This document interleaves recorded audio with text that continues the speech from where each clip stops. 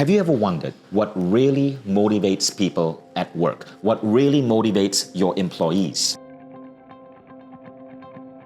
I've interviewed close to 4,000 people for jobs at Mindvalley, and I started noticing a pattern. These people would come from a variety of different countries. Here, across Mindvalley, we employ people from 54 different nations.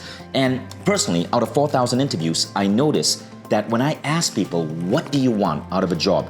It would always fall in 4 categories. So I started this simple experiment. I would hold up an iPad and I would list the 4 categories. Now, first, let me explain what the 4 categories are. People take jobs not for, contrary to popular belief, the salary or the title or what they're going to be doing. They think that's why they join a company. But really, when you take a job, it is not a brain-based decision, it's a heart-based decision. So what does the human heart want, right? Well, the first thing, as you can see from this diagram, is happiness. We want to wake up every day knowing that we're going to be working around people who light us up, that we're going to be doing things that we love doing, that we're going to be in a space that's inspiring. The second is growth. And growth means that we are becoming better and better at being human, at being ourselves, not just in terms of skills, but in terms of transformation. We're becoming healthier, we're becoming wiser, we're becoming more confident, we're becoming more connected. We are growing as individuals. The third big thing that people are looking for is abundance. Now, abundance simply means that you want to be able to live a good life. You want an abundance of free time so you can travel the world. You want abundance of money so you're not living paycheck to paycheck. You can afford the apartment or the car you want. You can afford the clothes you want. And the final one is meaning. You want to know that your life here matters. Now, if you interview people all across the world, they have different preferences. People who are meaning driven, you might take a job for a non-profit. People who are abundance minded, you might take a job working as a stockbroker, 100-hour weeks. You really are focused on that job, giving your life to that job, but you could retire at 45. If you are happiness-minded, you might work for Google or Facebook with their beautiful officers and the cool people that they hire. If you are growth-minded, you might be an apprentice for a master. You may not earn the biggest paycheck, but you're growing every day. But the fact is, when people take a job, it falls within all 4 of these. So I hold up my iPad and I tell the person I'm interviewing, if you had 10 chips, how would you distribute these chips? And then based on how they distribute the chips, I know if they're going to be a fit for Mindvalley, and I also know what drives them.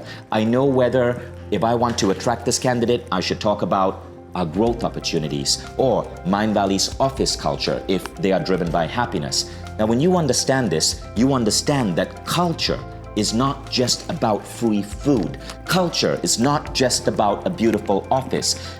Culture is about ensuring that the people who are joining your company are happy and are in an environment that lights them up, that they have a sense of meaning, that they are growing, and that they are living a life where they feel abundant. Now, the funny thing though is that of all 4 of these categories, the best people I've hired are the ones who put the highest number of their chips on growth. Growth is what drives them.